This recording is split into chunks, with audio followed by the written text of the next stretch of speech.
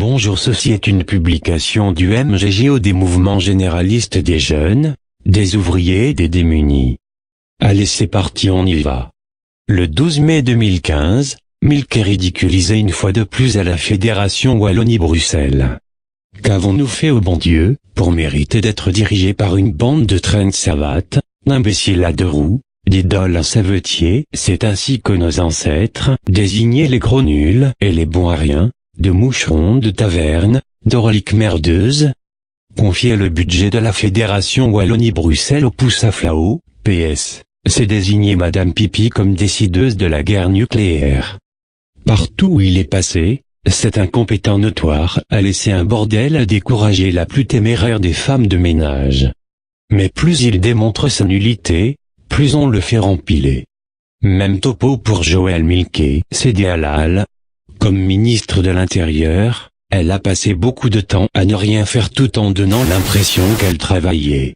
Avec elle, que la vie était belle, pour les réfugiés islamistes.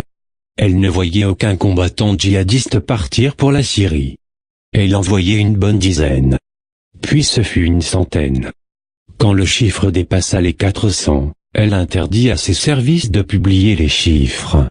Il faut dire qu'elle était trop occupée à étouffer les frasques de son fiston et à engager dans son cabinet un personnel pléthorique, pour les besoins de sa campagne électorale.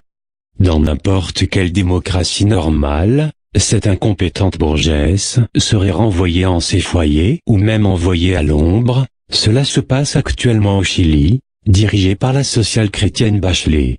En Belgique, c'est la promotion assurée. La Milquet est prête à rouvrir les hostilités de la guerre scolaire des années 1950. Pour exister, elle a besoin de faire plus con que ses collègues. Grâce à elle, cela ne fait plus de doute, les cabinets ministériels belges sont des chiottes de la démocratie. On pourrait poursuivre l'énumération. Fadila Lanan, PS, a tué la vie culturelle francophone.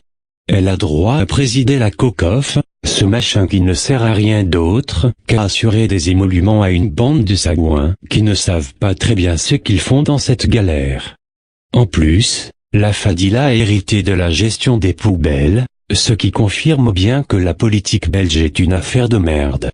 Et la championne toute catégorie, Laurette Onclix. Un palmarès à nul autre pareil.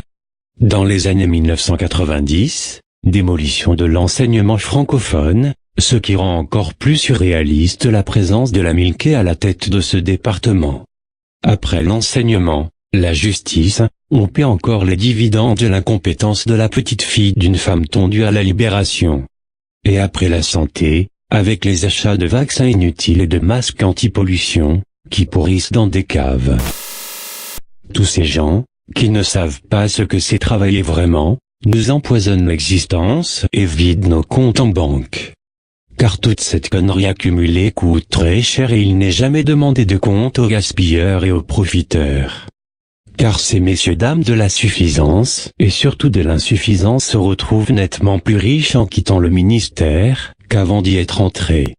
Dans le même temps, notre pouvoir d'achat aura suivi la courbe exactement inverse. Il faut bien se rendre à l'évidence, la démocratie a été capturée par une bande d'imposteurs, une racaille politicienne qui ne songe plus qu'à une chose, survivre. Et le plus longtemps possible. Et piller le magot. Le plus goulûment possible. Voilà, tout est dit.